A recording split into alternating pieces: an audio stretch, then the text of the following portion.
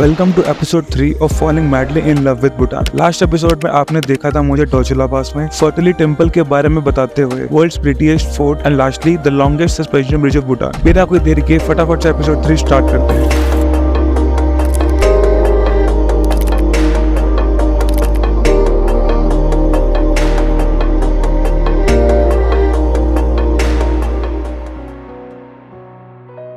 आज हमारी आईटी रहेगी royal takin preserve, simply Bhutan and then leave for Paro. Guys another day और एक और दिन एक्सप्लोर करने का, और आज हम आए हैं रॉयल ताकिन प्रिजर्व। पसंद नहीं है और यहाँ पे क्या होता है ये आपको अच्छे से बताएगी क्योंकि शी नोज वेरी वेल। इसने इस लड़की ने बहुत गूगल किया। यहाँ पे जानवर हैं जिसको प्रिजर्व किया हुआ है, जो इनके फ्लैग में यूज किया है, और ये सिर्फ और सिर्फ मैंने बताया थे सब कुछ। वो एनिमल एक्सटिंक्ट हो चुके हैं ताकिन्स, और वो सिर्फ भूटान में मिलते हैं, तो उन्होंने यहाँ पे ना इसे प्रिजर्व कर रखा है and it's so secret to them कि उन्होंने अपने फ्लैग में भी उसे डाल रखा है। Thank you. जानवर हमारे साथ हैं, उनको प्रिजर्व कर लो। तो चलिए आइए देखते हैं। देखेंगे आप। मुझे सबसे ज़्यादा खुशी की बात ये लगती है कि हम एक हैं, ठीक है। हमारे पास शेंगे है as a professional guide, and we have a personal guide as well, and this is the ticket that we have to buy for 300 rupees, and I'm a much better guide than Sangi. Yeah, and okay, I must appreciate she is more beautiful as well, more than Sangi. No. Sangi good. तो इसकी history कुछ ऐसी है कि ये पहले एक जू हुआ करता था, बट अब ये सबसे बड़ी सैंक्चुरी है ताकिन की, जो एक रेयर माउंटेन नेशनल एनिमल है भूटान का। This is a must visit place if you are interested in knowing the history of Bhutan.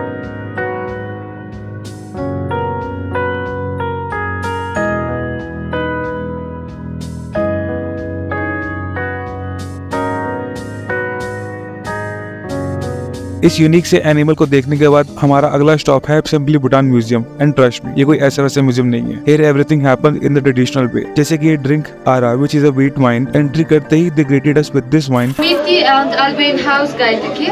Over here we usually welcome our guests along with our home brewed wheat wine, okay? We call it ara in our language. So it's a home brewed wine. So I'm going to serve you with the wine. Before drinking the wine, just take the cup into your right hand and wait for my instruction, okay? इस अभी हमने जो wine P है काफी strong थी wine, normal wine से ज्यादा। देखो ये next is this.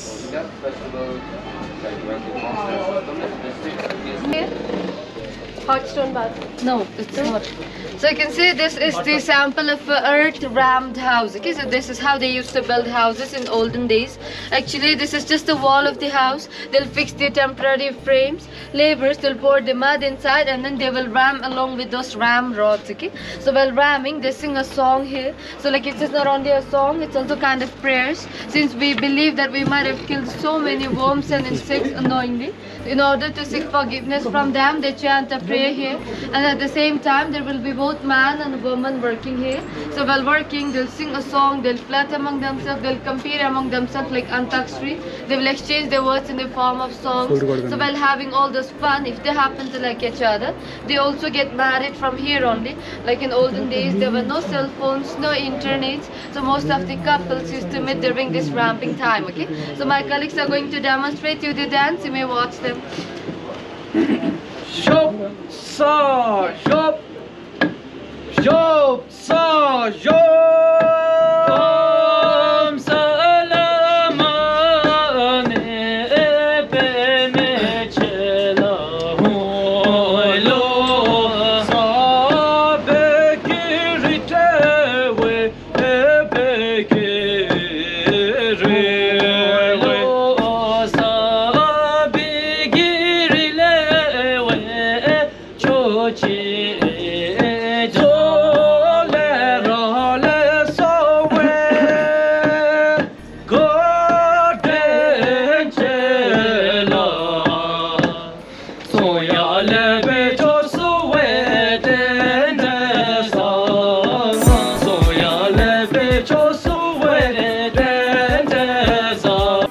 And they took us to tell us more about Bhutan and in details, leaving no point behind.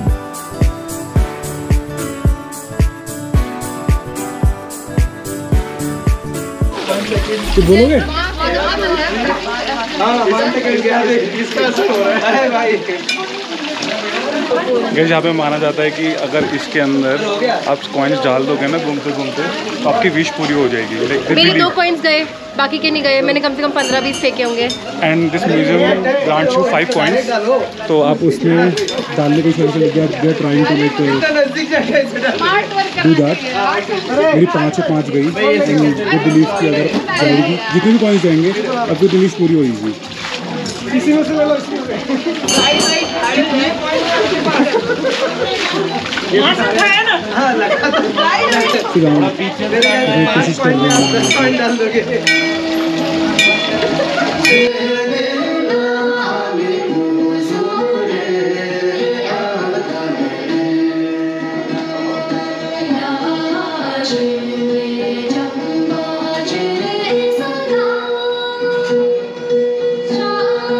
This one, thank you.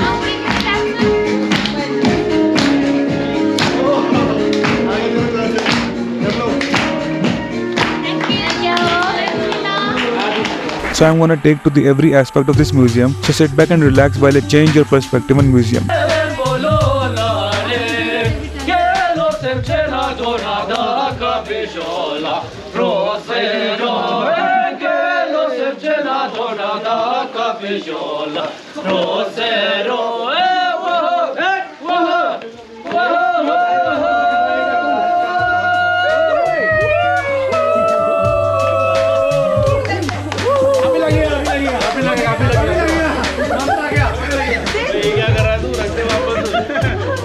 Thimphu to Paro, a 53-kilometer drive, and I stay for next 2 days. Guys, मैं हूँ अभी हम थिम्फू से पारो जा रहे हैं और यहाँ पे ना एक जगह है, मैं दिखाता हूँ आपको, ये वाली। यहाँ पे आपको ड्रेस रेंट पे मिलती है 300 रुपीज़, तो और आप 1 घंटे उसको रेंट कर सकते हो। भूटानीज़ की ट्रेडिशनल ड्रेस लोग पहन के जाते हैं और फोटोज़ खिंचवा सकते हो इसी यहाँ पे 1 घंटे के लिए। तो हमारी फ्रेंड पूजा ने, डिफाइनिंग इंसानिटी ने, वेस्ट बंगाल से ड्रेस ख़रीद ली थी। कुछ 1200-1300 की पड़ती ड्रेस पूरी की पूरी।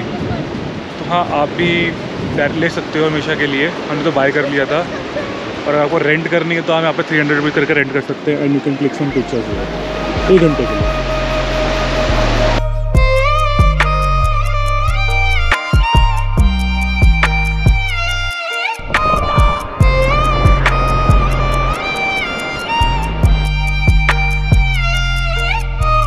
Reaching Paro, we checked into this beautiful resort. Thanks to Trip Corrado for giving us this premium hotel, Prema Resort. And I must say, they do know how to make a customer happy.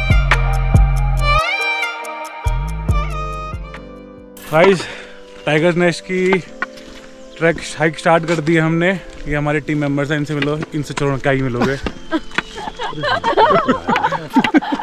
वो तेरे को करना भूटान वाला savage. हाँ करना है, या इस पे नहीं करना, रील में करना है। और ये हमारे एक और मेंबर। तो हम जा रहे हैं, 4 घंटे की ट्रैक सुनने में आया है। पर आपको पता हाइक व्हाटएवर इट इज, पर आपको पता है मैंने कश्मीर ग्रेट लेक्स कर रखा है, तो I think we can do it. So I will catch up with you later. मैंने भी बहुत चढ़ाइयाँ करी है, I think I will be able to do it. कौन सा क्या है? अबे और चढ़ने को चढ़ाई नहीं कहते। ऊपर चढ़ना चढ़ाई नहीं होती। And the most awaited day of Bhutan is here. Trek to the Tiger's Nest, a 2 to 3 hour trek to this beautiful monastery.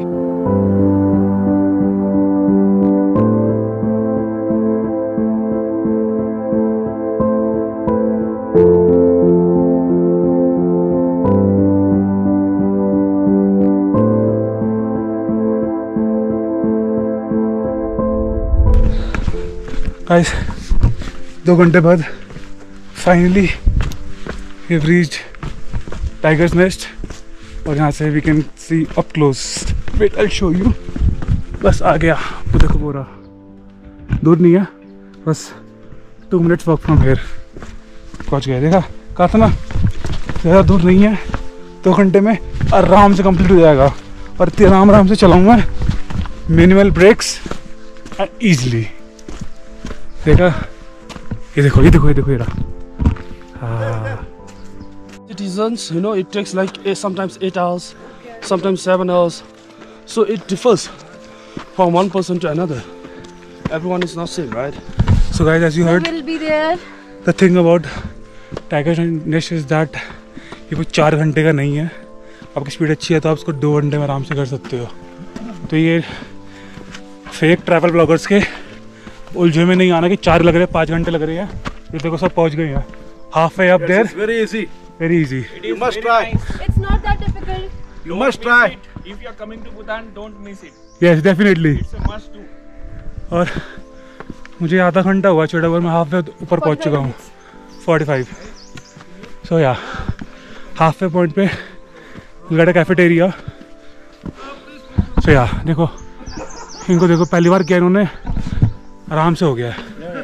ठीक है, किसी की बातों में नहीं आना कि मुश्किल है, लोग रुक जाते हैं, नहीं लोग रुकते हैं, सीनियर सिटीजन्स अभी कुछ बाकी खच्चर अवेलेबल है। ठीक है,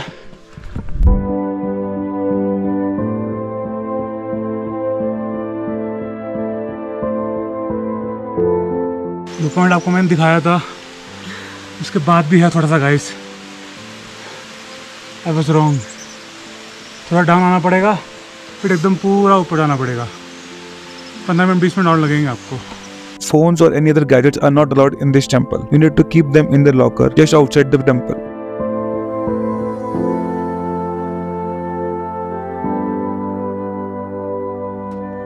आइए ले चलते हैं आपको इसकी खूबसूरती में।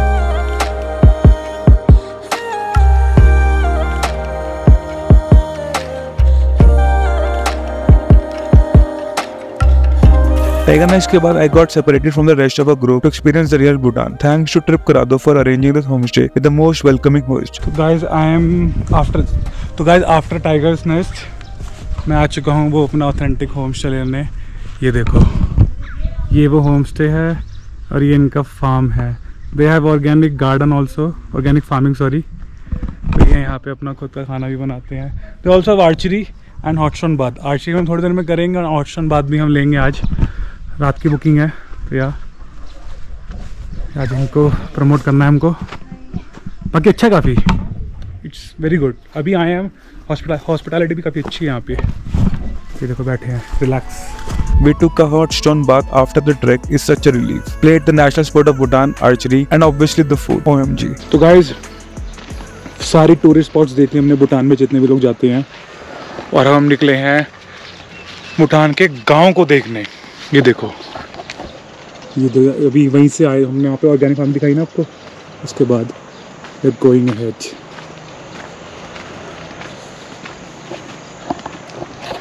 I'll show you. After experiencing the real Bhutan life, today is our last day in Paro. While we go back to Phon Chilling, our first stop of the day is Paro International Airport, which is the sole international airport in Bhutan and is considered as one of the most challenging airports in the world, and only a very short number of pilots are certified to land here. Guys, मैं हूँ पारो airport पे और अभी मैंने एक airplane को उड़ते हुए देखा। भाई साहब गजब, इतना छोटा रनवे और इतनी जल्दी उसने स्पीड पकड़ के इतनी तगड़ी एलिवेशन पकड़ ली एकदम से ही, मतलब। Last but not the least, Chelela Pass, the highest motorable pass in Bhutan at 13,000 feet. Heading back to Phon Chilling and back to India, I had a very good time in Bhutan. I'm totally in love with the people and the culture. I will see you in the next vlog. Tab tak ke liye enjoy.